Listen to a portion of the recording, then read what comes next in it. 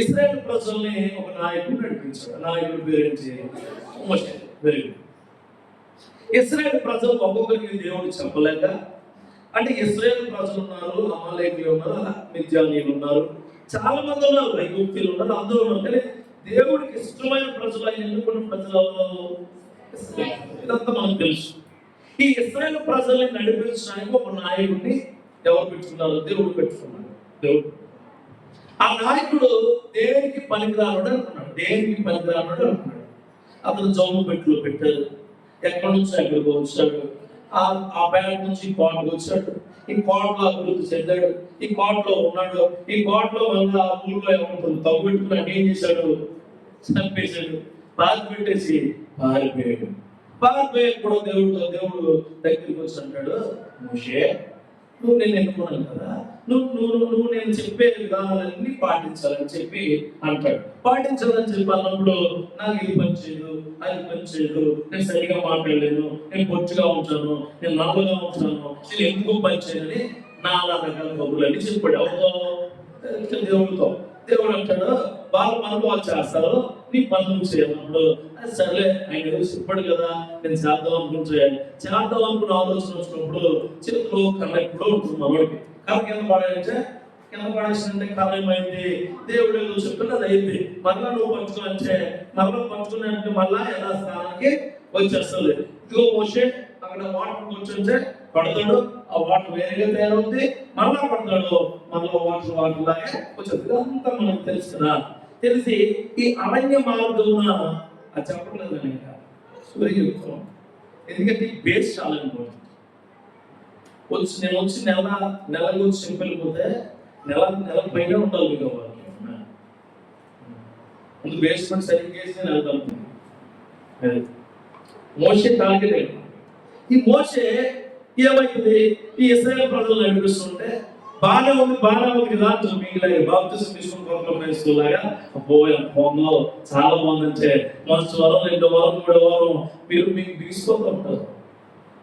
ఎందుకంటే లోపం నుంచి బయటకు వచ్చేస్తున్నప్పుడు ఎలా ఉంటుందంటే చాలా టైట్ అయిపోతూ ఉంటుంది. అప్పుడు ఆర్థిక సమస్యలు వస్తాయి, అప్పుడే కుటుంబ సమస్యలు వస్తాయి, అప్పుడే చుట్టుపక్కల సమస్యలు వస్తాయి, అప్పుడే నీ ఆత్మీయతను కాపాడుకోవాలనే లోపం నుంచి ఎక్కువ సమస్య అవుతుంది. అలా మోషేకు దేవుడే నడిపిస్తారు కదా అని చెప్పి ఇశ్రాయేలు ప్రజలు ఒక్కొక్క ఎక్కి పట్టుకున్నారు. భుజాలు పట్టుకుని మోషే వేసేస్తాను మరి చంపేస్తాను నేను అన్నప్పుడు దేవా దేవుడు మోషే దేవా ఇదే పని మోషే పని. మీరు అంతే అర్థంగా ఉన్నారు. ఎవరి ఇబ్బంది దేవా, కష్టం దేవా, కన్నీరు దేవా, పాపం దేవా, తప్పుడు పనులు దేవా అన్నప్పుడు అల్లా దేవుడు చాలా స్వచ్ఛంగా మోసే గారిని చెప్పాడు. మోసే ఇశ్రాయేలు ప్రజలు నడిపించాడు. పగలేమో మేఘ స్తంభించాడు. అలా చూడండి, ఎండ వస్తే బాధ, వర్షం వస్తే బాధ, నీళ్ళుంటే బాధ, నీళ్ళు లేకపోతే బాధ, అన్నం ఎక్కువ వచ్చిందే బాధ, అన్నం లేకపోతే బాధ. అది బాధలు ఎప్పుడు ఏమున్నాయి? ఈ యొక్క పాలకుల్లో ఈ సంఘంలో ఉన్న వాళ్ళకు కూడా మీకు అంతే. డబ్బులు ఎక్కువ వచ్చిన బాధే, డబ్బులు లేకపోయినా బాధే, ఆరోగ్యం ఉన్న బాధే, ఆరోగ్యం లేకపోయినా బాధే, కుటుంబం అంతా చుట్టితే బాధ, కుటుంబం లేకపోతే బాధ, సంఘం ఉంటే సంఘం అంతా ఉండవు, సంఘానికి వస్తావు బాధ, సంఘం రాకపోతే మీకు కూడా ఉన్నాయి. ఖచ్చితంగా ఉన్నప్పుడు అప్పుడు ఏం చేస్తాడంటే మోషే ద్వారా చాలా వర్తమానాలు దేవుడు ఇశ్రాయేలు ప్రజలకు పంపుతారు. ఎంత అసలు తినేసి ఎక్కువైపోయింది అనడం, వాటర్ కావాలనడం, ఇది చేయడం అనడం. నాకు బాబాయ్ నాకు మొత్తం నేను ఏసీలో బ్రతికేవాడిని, బ్రతికంటే ఎడాలో బ్రతికాను. అరణ్యంలో తీసుకెళ్ళి చల్లగాలిస్తే నాకు వేడి కావాలంటే అలా అంటే ఇష్టం. బాబు ఇదిగో నాకు ఎండ వచ్చేస్తుంది బాబాయ్ అంటే మళ్ళీ ఏం చేస్తున్నాడు? చుట్టూ ఏమో ఎడాలి, మధ్యలో అరణ్యం, ఆ అరణ్యంలో మళ్ళా మేఘ స్తంభించి నడిపించాడు. అప్పుడు దేవుడు డిసైడ్ ఏంటంటే ఈ సైడ్ నుంచి ఆ సైడ్ నుంచి తెలుసుకుంటాం. అర్థమైందా? ఇక్కడ నుంచి వాక్యం మొదలైంది. ఇశ్రాయేలు ప్రజలు మంచితనం వైపు కాదా, ఇలా చెడు ఎక్కడో అక్కడ తీసుకుంటాం. అసలు మ్యాటర్ అర్థమైంది అంటే విడుదల అన్నది నీ నుంచి కాదు, అవతల నుంచి జరగాలి. ఒక ఒక ఖైదీని జైల్లో పెట్టారు, ఖైదీ విడుదలై కూడా తప్పించుకోవడం అంటారు. అదే జైల్లో విడుదల చేశారు విడుదల అర్థమైందా? దేవుని అర్థమైందా? నీకు నువ్వుగా ఒక ఇంట్లో నువ్వు బంధిస్తే, బందీ అయ్యే నువ్వు తలుపు పగలగొట్టుకుని వచ్చేస్తే అదేంటి తప్పించుకు పారిపోవడం. అలా కూడా నేను బంధించిన వాళ్ళే బాబు నువ్వు వెళ్ళిపోవాయి అని చెప్తే అది బాగుంటుంది. దేవుడు ఖచ్చితమైన విడుదల నీకు అవసరమే, అది దేవుడు నీకు ఇవ్వబోతున్నాడు. ఏదైనా సరే వాట్ ఎవర్ నీ శరీరంలో ఆత్మీయత, మానసిక ఏ సమస్య అయినా సరే చెప్తాను, ఏ సమస్య, గర్భ ఫలం లేదా ఏ సమస్య అయినా సరే నేను విడుదల చేయడానికి దేవుడు సిద్ధమే. దేవుడు సిద్ధంగానే ఉన్నాడు. ఈ ఇశ్రాయేలు ప్రజలు మాట వినకపోతే దేవుడు ఒక ప్లేస్ చెప్తాడు. ఆ ప్లేస్ వెళ్ళండి బాబు అంటే వీళ్ళు ఆ ప్లేస్ వెళ్ళడానికి కూడా మేము తక్కువ జనాలు, అక్కడ చాలా ఎక్కువ మంది ఉన్నారు, మమ్మల్ని మనం చంపేస్తాం భయపడుతున్నప్పుడు అప్పుడు దేవుడు అంటాడు నెమ్మదిగానే ఆ ఫలో మనసు కట్టినపరుస్తారు. శత్రువు మనసు కట్టినపరుస్తారు. శత్రువు మనసు కట్టినపరిస్తే ఇశ్రాయేలు ప్రజలు ఏమనుకుంటారు తెలుసా? ఆడి మామూలుగానే కట్టినప్పుడు ఇంకా కట్టుబడి మా సంగతేమో. అలాంటి సలహు దేవుడికి చూడండి. ఆల్రెడీ అప్పులు ఉన్నాయి, నీకు అప్పులు ఉన్నాయి, తాళాలు పట్టుకుని కూడా మొదలెట్టేసావు. ఆ సైడ్ నుంచే విడుదల కలిగిస్తుంది, ఆ సైడ్ నుంచే విడుదల కలిగిస్తుంది. ఆల్రెడీ నీ కుటుంబం బాగా చాలా ఇబ్బందుల్లో ఉంది, పైగా నీకు చూడాల్సి వచ్చింది. దేవుడు అటుపక్క నుంచే విడుదల కలిగిస్తాడు. నీకు అటుపక్క నుంచే నేను చెప్పే ఈ యొక్క ఏదైతే ఈ యొక్క సినాప్సిస్, ఏదైతే ఫినామినల్ ఆస్పెక్ట్స్ ఉన్నాయో ఇవన్నీ కూడా నిర్గమకాండం 14వ అధ్యాయం 30 వచనాలు ఉంటాయి. నేను చెప్తాను, స్టోరీ చెప్తాను. ఈ 14వ అధ్యాయంలో ఈ 31 వచనాల్లో కూడా నీకు కావాల్సిన 5వ వచనాలు అంతే. 5వ వచనాలు 5వ చర్చికి వచ్చి 3 గంటలు ఉంటావు కదా, నీకు కావాల్సిన 2వ మాటలు అంతే. ఆ మాటలు నీకు బాగా వస్తాయి, ఆ మాటలు నిన్ను వేగంగా పైకి ఎక్కిస్తాయి. అంటే మీరా ఒక సముద్రం అది దాటాలి, అది దాటి ఒక ఊరు ఎదురుగా నా ప్లేస్ చెప్తాను అక్కడ ఉండండి అంటే ఇలా ఏమో వెనకపోతే మోషే నేను చెప్పినట్టు నుంచి నేను చెప్పినట్టు మోషే అన్ని చెప్తాడు దేవుడు. సేవకుడు కంటే చూపెట్టుకోండి, సేవకుడికి దేవుడు అన్ని చెప్తాడు. నీ సేవకుడికి దేవుడు అన్ని తెలియజేస్తాడు. ఏమో తెలుసా? ఎలా జరుగుద్ది, ఇలా జరుగుద్ది, ఇలాగే ఉంటాం మనం.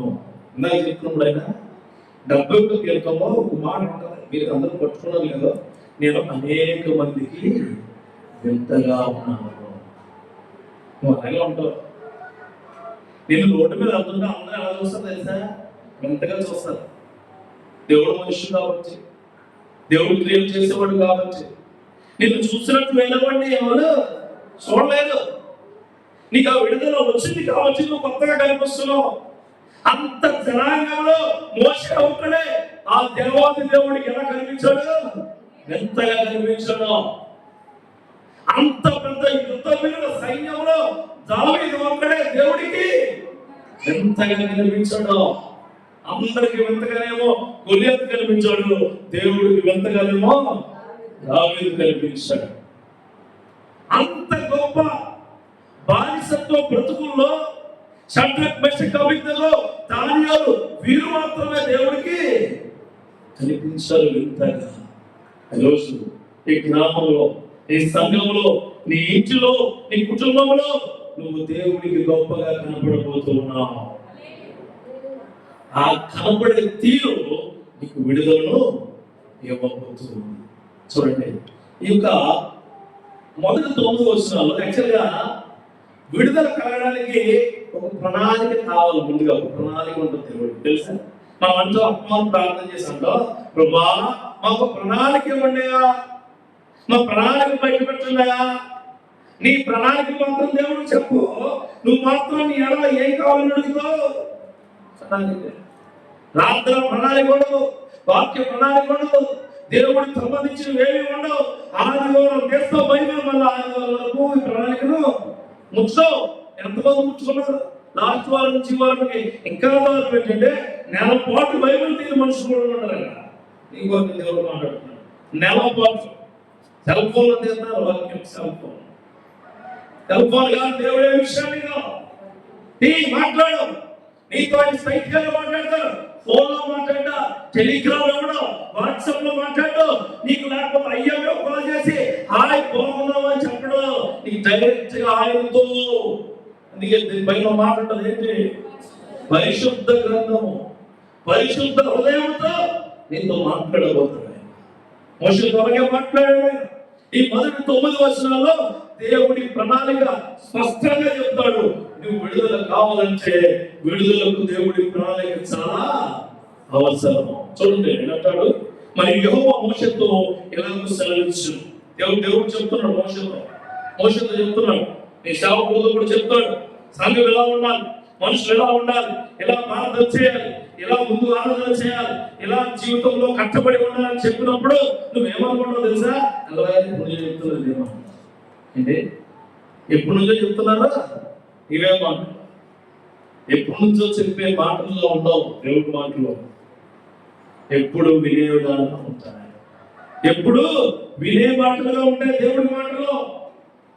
ఆయన చెప్తున్నాడు, లేకపోతే నేను చెప్తున్నాడు, లేకపోతే ఇంకొకరు చెప్తున్నాడు కాదు. దేవుడి మాటలు ముత్యాలు ఉంటే వాటి విలువ బంధువులకే తెలుసు. ముత్యాలు లాంటి మాటలు, ముత్యం లాంటి మనసుకే తెలుస్తుంది.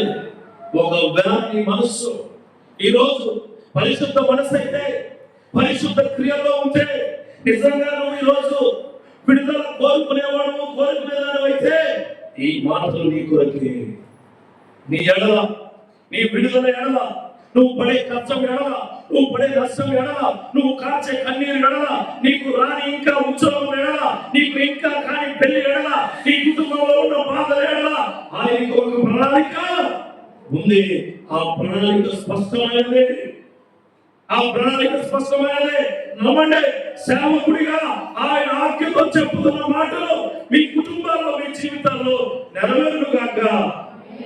చూడండి ఏమంటే ఇశ్రాయేలు తిరిగి పిహాహీరోతుకు ఎదుటను, అనగా మిగ్దోలుకు సముద్రమునకు మధ్య ఉన్న బయలుస్తోను ఎదుటను దిగవాలని వారికి చెప్పిన. ఎక్కడ దిగాలో ఏం చెప్పాడా? ఒక ఊరు చెప్పాడు, అక్కడ దిగాలి. అక్కడ దిగాలంటే చుట్టూ ఏముంది? సముద్రం ఉంది. సముద్రం ఉంది.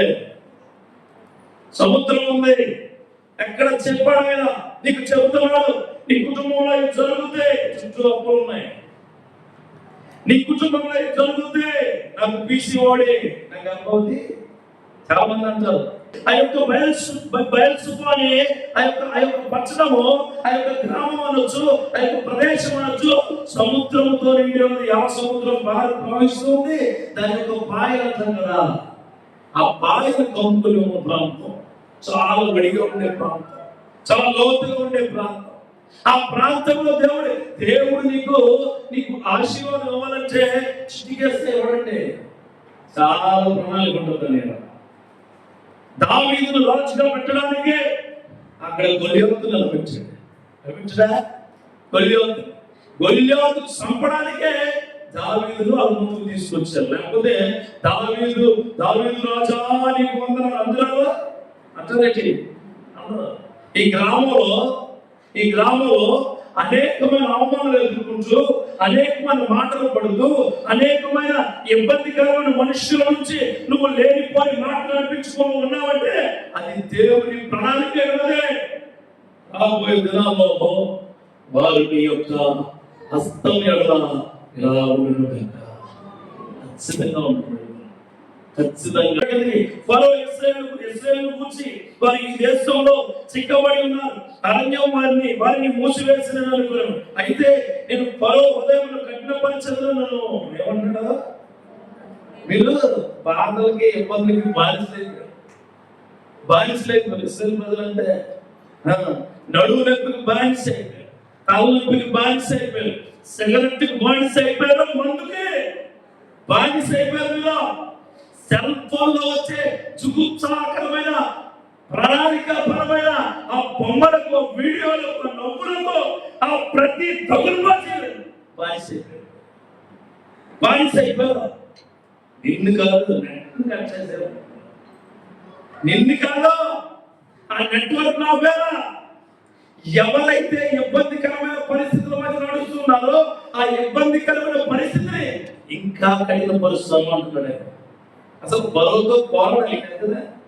ఈయన ఏమంటున్నాడు? పొల హృదయాన్ని నీ కష్టాలు ఎక్కువ వచ్చినాయంటే నువ్వు చచ్చిపోతావు బాబోయ్ అన్నారంటే నీకు విడుదల రాబోతుంది, విడుదల రాబోతుంది. చూడండి, నీ ప్రజలు రోజు రోజుకి పెరిగిపోతుందంటే అప్పుడు నీ మోకాలు ప్రజలు తగ్గాల, మోకాలు నుంచి బలం పెరగాల, నువ్వు మోకలేదా, అది నీ ప్రణాళిక ఉండాలా.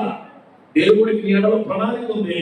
మరి నీకో నువ్వు ప్రార్థించు, అయ్యి బాబోయ్ అమ్మ బాబోయ్ నడుచుకో తప్ప ప్రార్థించు, దేవుడిని పిలువు, దేవుడిని కోరుకోవు, దేవుడిని అడిగేదానిగా ఉన్నావు. అడగల ముందు దేవుడు అడగల. చూడండి, ఇశ్రాయేలు ప్రజలు అని చిక్కుపోయారట. నేను ఫరో వలనను అతని సమస్త సేన వలనను మహిమ తెచ్చుకుందాను. చూడండి, దేవుడు ఎంత గొప్పడండి. నా యొక్క ప్రభావం చెబితే ఫరో సైన్యంలో ఉన్న వాళ్ళు నేను నన్ను మహిమ అంటారు. శత్రువులు దేవుణ్ణి మహిమ అంటారండి. అంటే ఇశ్రాయేలు ప్రజలు దేవుణ్ణి కొనియాడలేదనే కదా, దేవుణ్ణి పట్టుకోవట్లేదనే కదా, దేవుణ్ణి ప్రార్థించలేదంటే కదా. ఇశ్రాయేలు ప్రజలు దేవుడి ఎడల అమితమైన ఆరాధనతో లేనట్లే కదా. మీరు అనేకమైన కార్యాలు చేశారు దేవుడిని, అనేకమైన కార్యాలు. లేకపోతే కూర్చోమో తెలుసా? ఇక్కడ ఎందుకు కూర్చున్నావు తెలుసా? నువ్వు ఇక్కడ ఎందుకు కూర్చున్నావు అందరికీ చెప్తున్నా. ఇక్కడ నువ్వు కూర్చోడానికి ఒకే ఒక కారణం, దేవుడిని ఎడల చేసిన కార్యాలను బట్టి. ఇక్కడ కూర్చున్నది కారణం, రాబోయే రోజుల్లో దేవుడిని ఎడల చేస్తున్న గొప్ప కీర్తిని బట్టి. చెప్పడం కీర్తిని బట్టి ఫరోని, ఆ ఫరో సైన్యాన్ని కఠినపరుస్తాను, మీరు కాదు వాళ్ళు నన్ను మహిమపరుస్తున్నారు. మనమంటే కాదు దేవుణ్ణి, మనం గర్వపరచడం కాదు దేవుణ్ణి, మనము అనుకోవడం కాదు దేవుణ్ణి. శత్రువు వచ్చి నీ దేవుడు గొప్పవాడు అనేలా దేవుడు చేస్తాడు. నిన్ను అంటాడు, నీ శత్రువు వచ్చి నీ దేవుడు చాలా గొప్పవాడు. ఒకసారి దేవుడు ప్రార్థన చేస్తావా, నీ సేవ ప్రార్థన చేస్తావా అని నేను నిన్ను చూస్తాను. జీవితంలో చెప్తున్నాను, గుర్తుపెట్టుకోండి, నీ ఎడల దేవుడికి ఒక ప్రణాళిక ఉంది. నీకు ప్రతి ఇబ్బందికరమైన విడుదల దేవుడు ఇవ్వబోతున్నాడు. అది నీ బూతు మాటల, అది చెడు ఆలోచన, అది చెడు దారుల, చెడు విధానాల, చెడు వ్యక్తుల, చెడు వ్యసనాల, లేకపోతే నువ్వు బాగా భద్రపరుచుకునే నగలు, ధనమున యేసు నామములో అన్ని విడుదల. నువ్వు ఇష్టపడి ఎన్ని వదిలేదు, దేవుడిని ఇష్టపడాలి. నువ్వు ఇష్టపడి వదిలేస్తే అప్పుడు దేవుడిని ఇష్టపడాలి. అదే ఇశ్రాయేలు ప్రజలు. చూడండి, 5వ వచనం, ప్రజలు పారిపోయినట్టు ఐగుప్తు రాజును తెలపడినప్పుడు ఫరో హృదయంలో, అతని సేవకుల హృదయంలో ప్రజలకు విరోధంగా తిప్పబడి మనం ఎందుకు ఇలాగూ చేసింది, మన సేవలు ఉండకుండా ఇశ్రాయేలును ఎందుకు పోనించమని చెప్పుకునేది. అతను తన రథమును సిద్ధపరచుకుని తన జనమును తనతో కూడా తీసుకుని పోయాడు. మరియు అతను శ్రేష్టమైన 600 రథములను ఐగుప్తు రథములన్నింటినీ వాటిలో ప్రతిదాని మీద అధిపతులను తోడుకొని పోయాడు. ఐగుప్తుని చూడండి, పెద్ద సైన్యం వెళ్ళిపోయిందండి. రాగా వెళ్ళిపోతాడు పెద్ద సైన్యం. దేవుడి మనిషి గారు ఉంటే శత్రువుడు ఎంత సైన్యమైనా సరే మోసేస్తాడే. అంటే ఏముండదు. యెహోవా ఐగుప్తు రాజుల ఫరో హృదయమును కఠిన పరపగా అతడు ఇశ్రాయేలును చదివేమో. అసలు మామూలుగానే ఫరోకి ఇశ్రాయేలు ప్రజలు అంటే నచ్చదు. అటువంటిది ఫరోనట దేవుడు ఇంకా కఠిన పరిస్థితి. అంటే ఏం చేశాడు? ఫరోని రక్షించిన దేవుడు ఎవరు కదా, ఇశ్రాయేలు ప్రజలు. నీకు బాగా ఎక్కువ రోజు కొంచెం ఎక్కువ చెప్తాం చర్చలో నిలబడి అలా కూర్చో. అవి బాబు పడుకుంటారంటే పడుకున్నట్టు రక్కదు. ఎక్కడ లేని చిరాకు, ఎక్కడ లేని ఇబ్బంది, ఎక్కడ లేని నీకు దరిద్రమైన ఆలోచనలో చర్చలో వస్తాయి. చర్చలోనే నువ్వు దేవుడు పని ఆపుకుని ఏ పని చేసినా ఆ పని వర్ధిల్లుగా ఉండదు. దేవుడు క్లియర్గా చెప్తున్నాను. దేవుడి పని ఆపి ఇంకే పని చేసినా అది ఎప్పటికీ వర్ధిల్లదు.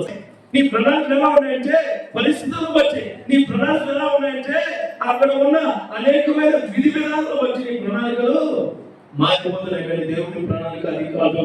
నిన్ను గెలిపించాలనే ప్రణాళిక, నిన్ను విడిపించడంలో నేను గెలిపించాలనే ప్రణాళిక దేవుడిది. చూడండి 9వ వచనంలో ఉంటుంది. ఏమంటుందంటే, ఐగుప్తులు అనగా ఫరో రథములు గుర్రములనియు అతని రౌతులు అతని దండులు వారి తరిమి బయల్సుకొని ఎదుట పిహాహీరులకు సమీపమైన సముద్రం దగ్గర వారి దిగి ఉండగా వారిని కలుసుకునేది. దేవుడి ప్రణాళిక ఏంటి? అక్కడ పెట్టలేని ప్రణాళిక, అక్కడే బయల్సుకోను అనే దగ్గర పెట్టలేని ప్రణాళిక 1వ వచనంలో ఉంటుంది. కానీ 9వ వచనంలోకి తరుములు ఎక్కడాగరట ప్రణాళిక ఎలా ఉందా అనొచ్చు. అసలు నేను దాంట్లో చదవకూడదు అనుకునేవాడిని అండి, చదివాను. దేవుడి ప్రణాళిక, దేవుడి ప్రణాళిక నువ్వు అనుకోవచ్చు. అసలు బాప్తిస్మే తీసుకోకూడదు అనుకున్నానండి, తీసేసుకున్నాను అంతే. ఆయన ప్రణాళిక. కొంతమంది అవుతారు, అసలు నేను బైబిల్ పట్టుకుని వాక్యం చెప్తానండి అనుకోలేదండి, కానీ చెప్తున్నాను నేనే. నా ప్రణాళిక ఏంటి? బైబిల్ పట్టుకుని చెప్దామని కాదు, ఆర్థిక సంపాదించి ఒక 10 మంది నేర్చుకుని ఒక కంపెనీ రన్ చేసి అందరికీ అన్ని విధాలుగా ఉండి నేనే సూపర్గా ఉన్నామని నా ఆలోచన. అలాగే చదువుకోవాలి, అలాగే మేడం చూస్తున్నాను. కానీ దేవుడు ప్రణాళిక ఏంటి? ఆయన పొలవల అబ్బాయి నేను ఇంకోటి ఇస్తాను, అది ఉంటుంది, దాంట్లో మంచి ఉంటుంది, ఆ మంచి చెప్పు, నన్ను ప్రకటించు, నువ్వు ఏదైతే ప్రణాళిక వేసుకున్నావో అది నేను చదవస్తాను.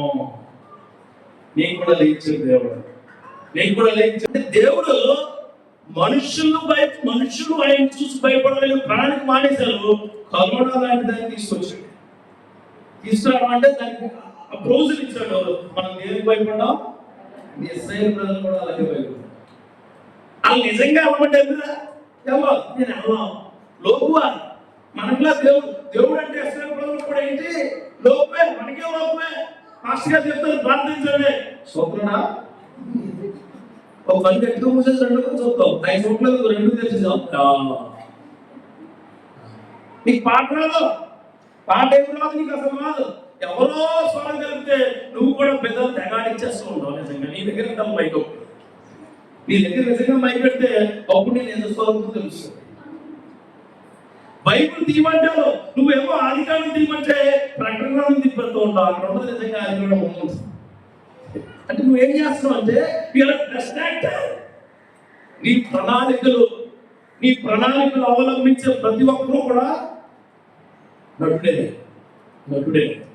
గాడి సీమను చేస్తున్న దేవుడు అసహించుకుంటాడు. గుర్తుపెట్టుకోవాలి, దేవుడు నిజాయితీ పరుడు, నీతిమంతులను, యథార్థవంతులను, కష్టపడే తత్వం ఉన్న వారిని, కఠినాత్మైన మనుషులు మారిన వారిని ఆయన అదలో ఎక్కించి నడిపిస్తాడు. ఆ క్రియల్లో నువ్వు ముందుగా యోషువ గ్రంథం నుంచి 7వ అధ్యాయం 7వ వచనంలో వారు యెహోవాకు మొరపెట్టినప్పుడు ఆయన మీకును ఐగుప్తులను మధ్య చీకటి కనిపించి సముద్రమును వారి మీద రప్పించి వారిని ముంచివేసెను. ఐగుప్తు దేశంలో నేను చేసిన దానిని మీరు కనులారా చూసింది. ఆ తరువాత మీరు బహుదినములు అరణ్యములో నివసించిరి అంటారు. మళ్ళా ఈ మాట అక్కడ చెప్తాడు. నేను ఐగుప్తులు ఏం చేశాను అది మీరు చూసారు, అది చాలా గొప్పగా ఉందని. కీర్తనకారుడు ఇంకో మాట చెప్తాడు, మీరు రాసుకుని ఉంటే రాసుకోండి. 34వ కీర్తనలో 17వ చదువుతారా? మొదలుపెట్టగా యెహోవా ఆలకించును, వారి శ్రమలన్నిటిలో నుంచి వారిని చూడండి. నీతిమంతులు మనం పెట్టాలంట. నీతిమంతులు అంటే దేవుడి ప్రణాళికను చూసే వ్యక్తులు.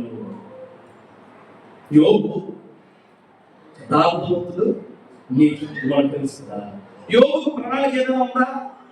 ఏమీ లేదు. డబ్బులు ఉన్నాయి, కొట్లు ఉన్నాయి, ధాన్యం ఉంది, పశువులు ఉన్నాయి, జనాంగం ఉంది, ఫ్రెండ్స్ ఉన్నారు, కుమారులు అందరూ ఉన్నారు. దేవుడి ప్రణాళిక కానీ దేవుడు శాతాను పర్మిషన్ తీసుకుని యోబుని నాశనం చేస్తున్నాడు కదా అని యోబు కూడా తర్వాత ప్రణాళిక ఏమీ లేదు. కానీ మా భార్య చెప్పుతో ప్రణాళిక 2 తెలుసా? ఓయ్ నీకు చెప్తున్నాను, గుర్తుపెట్టుకో, నీ దేవుడిని తిట్టేసి ఎందుకని వచ్చే అంది. విన్నాడా? అసలు స్నేహితులు చెప్తారు ఎందుకురా బాబు ఆ దేవుడు అంటాము. ఎంత హ్యాపీగా ఉండేవాళ్ళు. నీతిమంతులు మొదలుపెట్టగా దేవుడు ఆలకిస్తాడు. మరి నువ్వు మొదలుపెడితే నేను ప్రశ్న అడుగుతాను, నువ్వు పొరపెడితే ఆలకిస్తాడు దేవుడు? ఆలోచిస్తాడు అన్నవాడు పెంచిగా దేవుడికి స్తుతి చెప్పండి. సైలెంట్ ఉన్నవాళ్ళు నీతిమంతులు కాదనమాట. సైలెంట్ ఉన్నవాళ్ళు హెన్స్ ప్రూవ్. అంటే నువ్వు చర్చలో కూర్చుని కూడా వాక్యం వింటూ కూడా నీతిమంతుల్లో ఉండాలని ఆలోచన నీకు లేదు. ఉండాలి. ఆయన సన్నిధిలో ఆయన పరిశుద్ధ గ్రంథాన్ని పంచుకున్న ప్రతి ఒక్కడు నీతిమంతుల్లో బ్రతకాలి. ఆటోమేటిక్ వచ్చేస్తాను మనది.